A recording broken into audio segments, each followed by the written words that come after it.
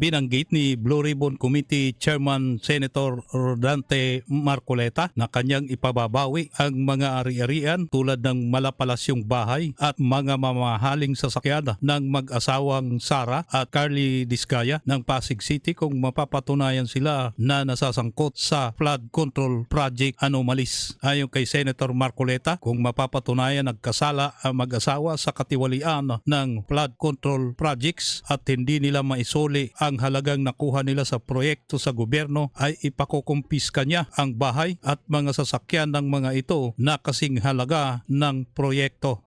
Diba? Kayo naman contractors na napakasangkapan dyan, ibalik po niyo yung pera. Kaya gusto naming emphasize ito, mas malaki po yung kinikita ng politiko dito sa unprogrammed and insertions. Bigyan ko na po kayo ng example. Yung politiko, sabi po sa report, initial report, pagka ganito yung tipo ng project, 30% siya.